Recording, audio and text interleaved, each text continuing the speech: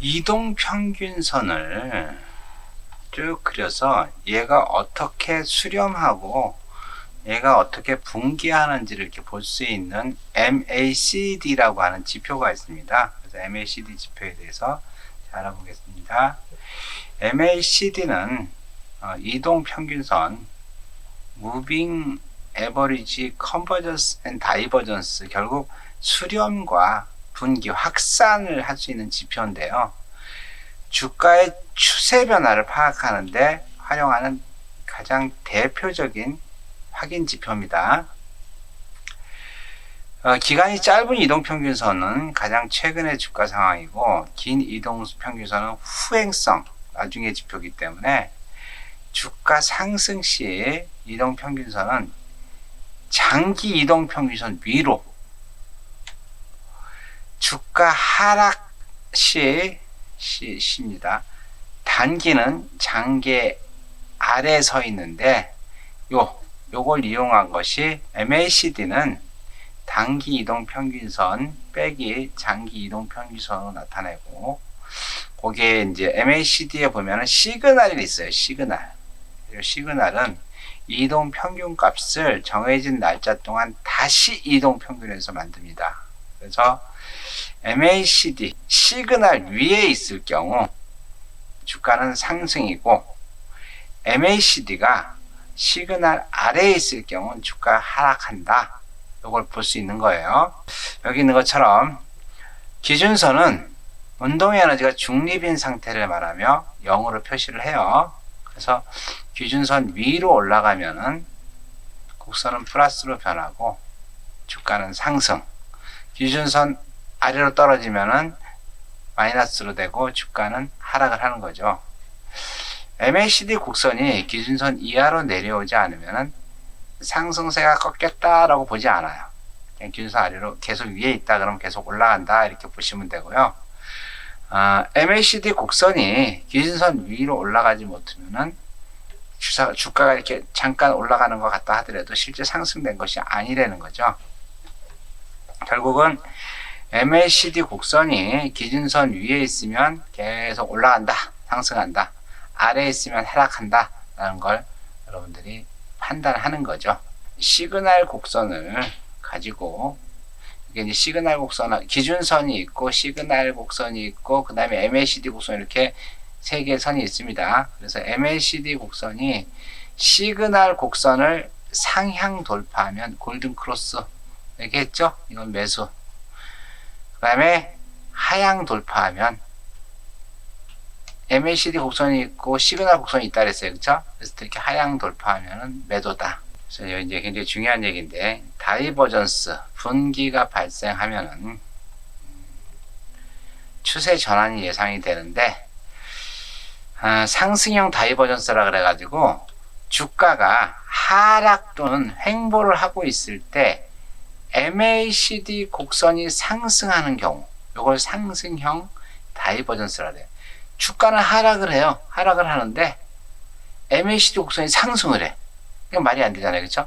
이걸 갖다 상승형 다이버전스라고 얘기하는데, 이거는 하락하던 주가가 조금 있다가 상승한다는 신호니까 이걸 잘 보고 있다가 무릎에서 사면 되겠죠. 하락형 다이버전스는 뭐냐면요, 주가는 막 이렇게 상승을 해. 근데 MACD 곡선이 떨어져. 이거는요, 상승하던 주가가 조만간 하락한다는 신호예요. 그래서 이럴 때는 빨리 어깨에서 팔면 되겠죠. 그래서 이 다이버전스가 발생한다. 다이버전스는 뭐예요? 다이버전스는 상승형은 주가가 하락하고 있는데 MACD는 이렇게 올라가. 그죠? 그때는 상승형 다이버전스. 하락형은 주가가 상승하고 있어, 주가는 이렇게. 그런데도 불구하고 MACD 곡선이 내려가. 이런 경우는 하락형 다이버전스예요. 그래서 여러분들, 다이버전스가 발생을 했다는 얘기는 뭐다? 추세가 전환된다는 거죠. 추세가 언제 전환될지를 예측하기 위해서는 MACD를 사용하면 됩니다. 여기 이제 구체적으로 얘기하면 MACD가 상승 중이고 기준선 위에 있을 때 이제 기준선이 있고 MACD 선이 이렇게 있습니다. 그죠? 그러면 주가는 상승 중이로 매수하되 매도는 보류한다. MACD가 하락 중이고 MACD 선이 이렇게 하락 중이에요. 그죠? 근데 기준선 아래에 있어요. 기준선 여기. 아래에 있는 경우는 하락 중이므로 매도하되 매수는 보류한다. 그리고 이제 MACD 곡선은 기간이 긴 차트일수록 활용도가 굉장히 좋다는 거예요. 그래서 월봉, 주봉, 일봉, 분봉은 30분보다는 스토캐스틱 지표보다는 효용성이 떨어지는데 좀 기간이 긴 게 MACD 곡선이 좋다 그랬어요. 그래서 MACD를 이용한 매수, 매도 내가 사고 싶을 때는 MACD가 시그널선을 상향 돌파하면 기준선 있고 MACD 선 있고 시그널선이 이렇게 있다 그랬어요. 그죠? 그래서 시그널선을 상향 돌파하면 매수, 기준선 위에 있는 한 주가는 상승 추세니까 하락하지 않는다. 시그널 추세가 상승할 때 매도 신호가 나올 때까지는 주식을 보유해라. 상승형 다이버전스가 발생하면 매수를 검토해라. 상승형 다이버전스. 그렇죠? 근데 주가는 내려가는데 MACD 곡선은 상승한다 그랬어요. 매도할 경우는 그 반대가 되겠죠. MACD가 시그널선을 하향 돌파하면 매도한다. MACD가 기준선 아래에 있는 한 주가는 하향 추세이니까 상승하지 못한다. 기준선, 그쵸? 기준선 있고 밑에서 MACD가 놀고 있다. 그러면 상승하지 않는다는 얘기예요. 시그널 추세가 하향인 한 매수 신호가 나타날 때까지 주식을 사지 않는다. 그쵸? 시그널 추세, 시그널. 두 개가 있다 그랬죠? 이제 하락형 다이버전스가 발생하면 적극적으로 매도를 해라. 여기 그림에 보면은 요게 기준선입니다. 여기 기준선 요게 기준선이고 요 하얀색이 MACD 선입니다. 요게 그리고 요 빨간색이 시그널 선입니다. 시그널 선. 그래서 얘기한 것처럼 여기 MACD가 기준선 아래에 있다. 그러면 여기 하락장이라는 얘기예요. 그리고 MACD가 시그널을 치고 올라가게 되면은 이거는 골든 크로스라 그래가지고 상승장이라는 거고 이렇게 상승이 된다는 거죠. 이렇게 그죠? 그리고 MACD가 이 시그널 선을 밑으로 내려온다. 이건 데드 크로스라 그래가지고 어떻게 된다? 그래서 하락이 된다는 얘기죠. 근데 재밌는 거는 요 기준선 위에서 놀면은 계속 상승장이 된다는 거고 기준선 아래로 내려오면은 이렇게 아래로 내려오면은 계속 하락장이 된다는 거죠. 기준선 위에 있을 때는 어쨌든 간에 상승장이다. 기준선 아래로 내려오면은 하락장이다. 그래서 MACD 가지고 이렇게 전체적으로 볼 수 있다는 이야기입니다. 이어서 1980년도 존 볼린저라는 사람이 만든 볼린저 밴드에 대해서 알아보겠습니다. 볼린저 밴드는 20일 이동평균선을 중간에 그리고 이 중간 선을 기준으로 중간 밴드를 기준으로 표준 편차의 2배를 더한 값으로 상위 밴드를 만들고 표준 편차 2배를 빼서 하위 밴드를 만들어서 상위, 중간, 하위 이렇게 3개의 하나, 둘, 3개 이렇게 밴드로 구성이 되어 있습니다. 표준 분표는 평균을 중심으로 표준 편차 2배 안에 전체 모집단의 95%가 분포한다는 원리를 이용한 것으로 실제 95%니까 벗어나는 건 5% 정도밖에 안 되죠. 그래서 50%의 값을 활용해 매수할지 매도할지 그 신호를 찾아내는 것입니다. 그래서 20일 이동평균선 가운데 있는 선 있죠. 기준으로 표준 편차 2배보다 높은 상한 밴드, 위쪽 밴드를 넣으면 야, 이건 너무 많이 매수된 거다 라고 판단을 하고, 그 입에 낮은 아래 밴드보다 밑으로 가면은 야, 지금 과매도라고 이제 판단을 해서, 과매수가 일어나면 추세가 바뀐다 라고 판단해서, 위쪽 밴드에 도달하면은 상위 밴드 있죠? 거기에 끝에 도달하면은 매도, 아래쪽 밴드에 도달하면 매수하도록 이렇게 지표를 활용하고 있습니다. 그래서 이제 볼린저 밴드는 상위 밴드, 중간 밴드, 아래 밴드가 있다고 그랬는데, 상위 밴드, 중간 밴드, 아래 밴드가 이렇게 있을 때 주가가 요 사이에 있을 경우는 이 상위 밴드가 저항선이 되고, 넘어가지 않는 저항선이 되고, 요 중간 밴드가 지지선이 되고, 또 여기 이 중간 밴드 아래에 있으면은 중간 밴드 자체가 저항선이 되고 하위 밴드가 지지선이 됩니다.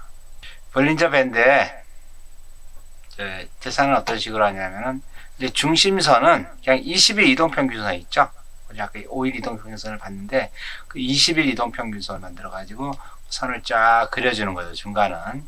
그리고 상한선 위에 있는 밴드는 중심선에다가 표준 편차 곱하기 2를 해가지고 더해줘요. 그래서 항시 더했으니까 값이 항시 높겠죠. 그래서 이쪽 위쪽에 이렇게 뭔가 밴드가 생기고, 그 다음에 하한선은 표준 편차 곱하기 2를 빼줍니다. 그러니까 밑에 생기겠죠, 무조건. 그래서 이렇게 생깁니다.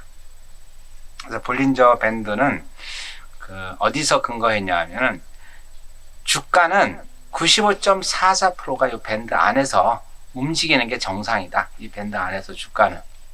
밴드 폭이 일정하지 않고 이게 늘어났다, 줄어들었다를 계속 반복한다는 거죠. 그래서 밴드 폭이 좁아지잖아요. 이렇게 계속 좁아지면은, 좁아지다 말고 갑자기 한번 샥 늘어났다가 이렇게 넓어졌다가 다시 좁아졌다, 이렇게 반복을 하잖아요. 그럼 좁아졌다는 얘기는 뭐야? 분명히 넓어진다는 얘기잖아요. 넓어진다는 얘기는 뭐예요? 이게 상승을 하든지 하락을 하든지 어떤 변화가 온다는 얘기잖아요. 재밌는 거는 요 95%가 요 안에 있어야 되는데, 요 안에 있어야 되는데, 이 밴드를 벗어났다는 얘기는 반드시 얘가 상승하고 있다 그러면 추세가 변화가 돼서 하락이 되는 거고, 얘가 하락하고 있다 그러면 추세 변화가 돼서 상승이 된다는 얘기예요. 전혀 다른, 이걸 벗어나게 되면 새로운 추세 변화가 생긴다는 거고, 횡보를 하고 있다. 횡보를 한다는 얘기는 뭐예요? 이게 중심선이 있고 상한선, 하한선이 별 차이가 없다는 거죠. 이럴 때는 이렇게 횡보를 하다가 갑자기 이렇게 딱 벗어나잖아요. 그럼 확 오른다는 얘기예요. 이게 가다가 밑으로 딱 내려가잖아요. 여기를. 그럼 확 떨어진다는 얘기고. 그래서 요런 일이 발생할 때는 사면 되고, 요런 일이 발생할 때는 빨리 팔면 되겠죠. 그렇죠?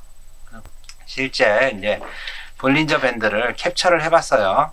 여기 보면은 여기 흰선 있죠. 요거 흰선. 요거는 15일 이동평균선이고, 요 흰선 요거 있죠.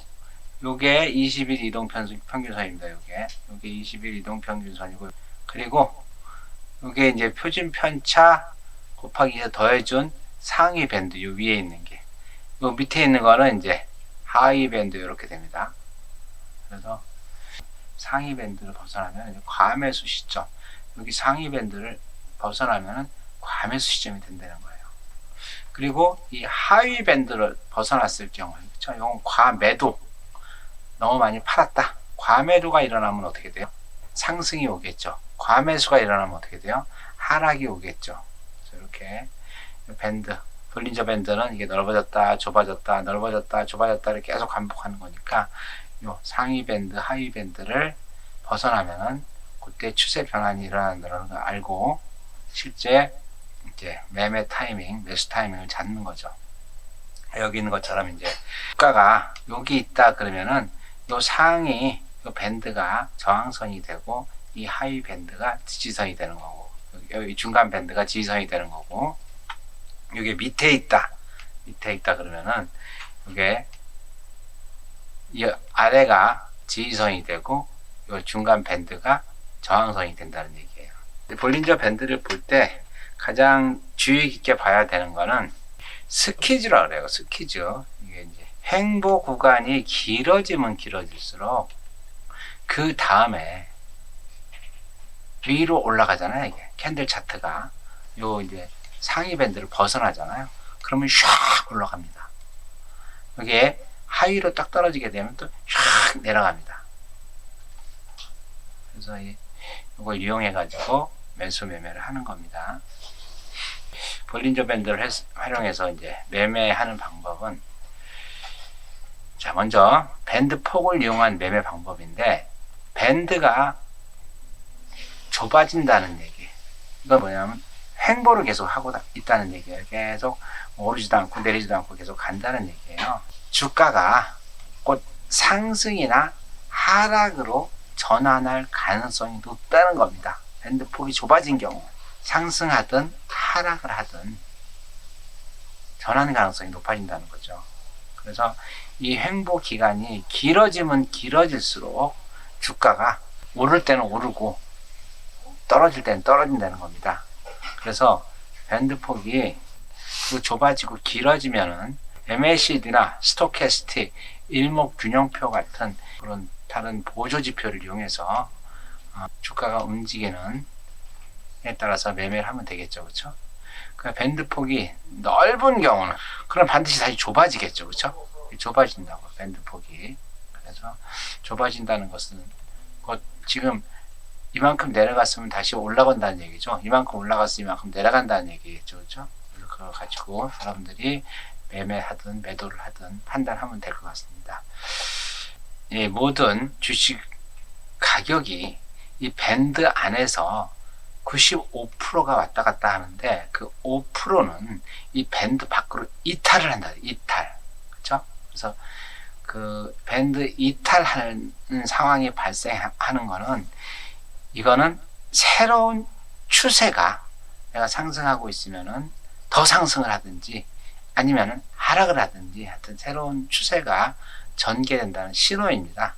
그래서 횡보하던 주가가 상한선 또는 하한선을 이탈하면 이탈 방향에 따라 새로운 추세가 형성된다는 겁니다. 그래서 상승 추세에 있던 주가가 상한선을 막 올라가고 있으면 딱 벗어났다. 그러면 주가가 급등함으로 매수를 하면 좋고, 하락 추세에 있던 주가가 하한선을 쫙 벗어났다. 그럼 주가가 급락을 한다는 거죠. 그래서 빨리 매도를 하면 될 것 같고. 그다음에 세 번째는 이제 밴드의 재진입. 벗어났어요. 벗어났는데 다시 들어와, 다시. 상한선 밖에서 고점을 형성하다가 상한선 안으로 진입한 밴드 안에서 재차 고점을 형성하면은 주가는 하락으로 올라가다. 벗어났어. 이 벗어났다 그럼 다시 내려온다는 얘기죠. 그렇죠?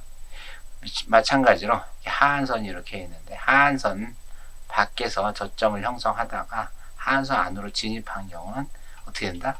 다시 계속 이렇게 올라간다는 얘기죠.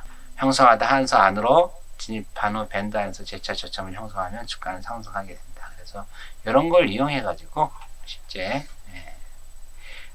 주식을 매수하고 매도하는 그 지표로 활용을 하는 겁니다.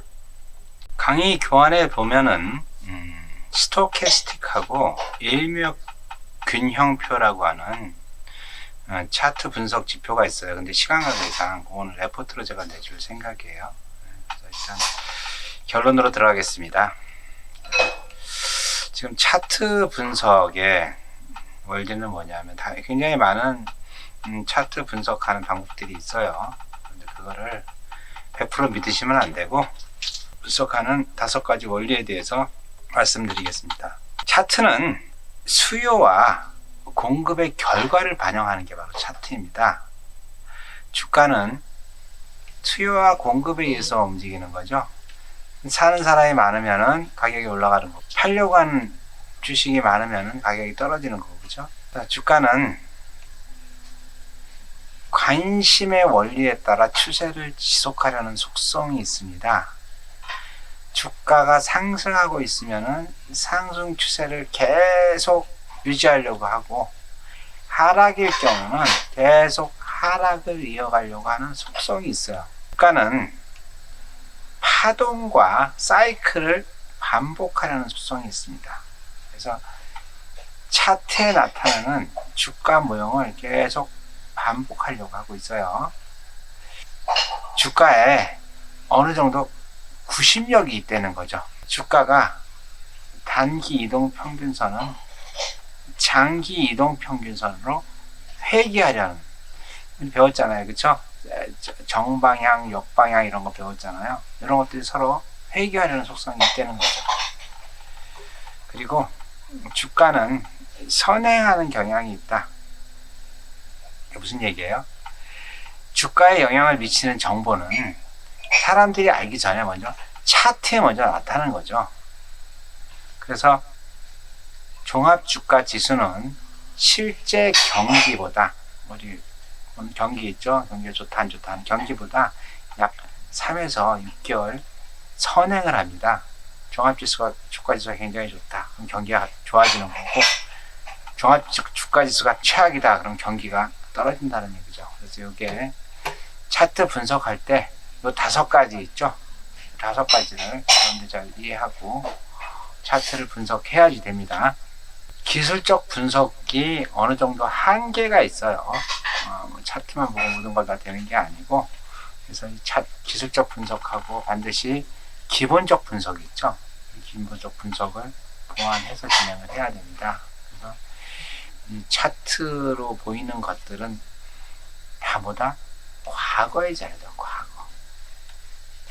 그래서 과거를 보면서 미래를 예측할 수는 있지만, 예측할 수 있는 거지 그 예측한 값이 정확하게 맞지는 않는다는 거죠. 그렇죠?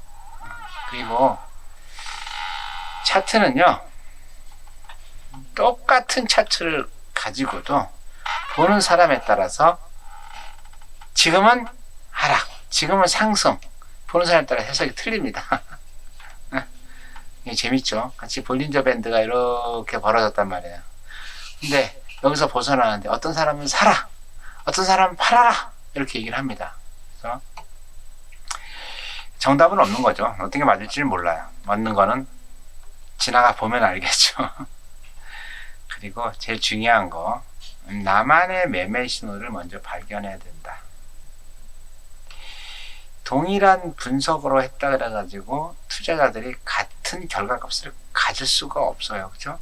주식이라는 게 내가 사고 싶은 가격에 사고 팔고 싶은 가격에 파는 게 아니잖아요. 근데 내가 사고 싶은 가격이 있는데 갑자기 그 사람들이 많아지면 상승이 돼서 더 비싼 가격에 사는 거고, 내가 팔고 싶은 가격이 있는데 다들 팔려고 내놨어. 그럼 그보다 더 낮은 가격에 빨리 팔아야 되는 거고, 그죠? 그래서 중요한 거는 나만의, 다른 사람하고 같지 않은 나만의 뭔가 신호를 자기 나름대로 가지고 있어야 되는 거죠. 그래서 기술적 분석의 한계를 보완하는 가장 좋은 방법은 기본적 분석을 통해서 기업의 가치 분석이죠. 가치 분석과 이 차트 분석, 기술적 분석을 함께 활용하면 되게 좋습니다. 기업의 가치 분석을 했더니 완전히 엉망이야. 엉망인데 차트를 봤더니 막 올라간다 그래. 그래서 샀어. 그럼 어떻게 돼요? 말짱황이죠. 우리나라에서는 그거 이제 테마주라고 그래요. 테마주라고 그러는데, 이제 가치가 없는 차트는 곧 무너진다는 거죠. 그래서 기업의 가치 분석, ROE라든가 퍼라든가 이런 거 있죠. 그 가치와 함께 이 차트 분석을 하면서 여러분들이 보완해 나가면은 멋진 트레이딩을 할 수 있습니다. 이어서 13주차 과제물 안내하겠습니다. 이번 과제물은 기존의 과제물하고 조금 다릅니다. 이번 과제물 낸 거 가지고 중간고사로 대체할 생각입니다. 그래서 제출하는 방식은 기존의 과제물 낸 거하고 똑같이 파일명에서 이름, 과학번, 학년, 학번 13주차 과제물.pdf라는 파일로 만들어서 여러분들 제출해 주시면 돼요. PDF로 보내지 않으면 감점 처리합니다. 반드시 PDF 파일로 만들어 주세요. 레포트 내용은 1페이지는 타이틀로 암호화폐와 개론 리포트 1 쓰든지 아니면 여러분들이 생각하고 있는 의미의 제목을 쓰시면 될 것 같아요. 그 다음에 이쪽에서 6쪽까지 총 5쪽이죠. 스토캐스틱에 대해서 여러분들이 자유롭게 작성하시면 됩니다. 그 다음에 7쪽에서 12쪽까지 6쪽입니다. 이거는 일목균형표에 대해서 여러분들이 작성을 하시면 될 것 같아요. 지금 제 강의 교환에 스토캐스틱하고 일목균형표가 있습니다. 그런데 시간 관계상 강의를 못하고 그냥 넘어갔어요. 그래서 여러분들한테 레포트로 대처를 하려고 해요. 여러분들이 트레이딩 하기 위해서는 알아야 될 지표들에 대해서 설명을 드렸는데 스토캐스틱하고 일목균형표 굉장히 중요한 지표입니다. 그런데 시간 관계상 진행을 못하다 보니까 여러분들한테 이렇게 레포트로 제출하라고 지금 레포트를 내주고 있습니다. 13쪽은 레포트를 작성하고 나서 작성 후기 있죠? 후기 써주시면 될 것 같고, 제출 일자는 12월 7일, 일주일 더 드렸어요. 그래서 제출 방식은 기존에 제출하는 것처럼 LMS에 제출해 주시면 됩니다. 이번 레포트는요, 평가받는 레포트입니다. 그래서 여러분들이 잘 작성해 주시면 좋을 것 같아요. 그래서 저 같은 경우는 글 많이 쓰는 거 되게 싫어합니다. 글보다는 이미지나 도형 등을 사용해서 비주얼하게 작성하면 제가 고점을 부여해 드립니다.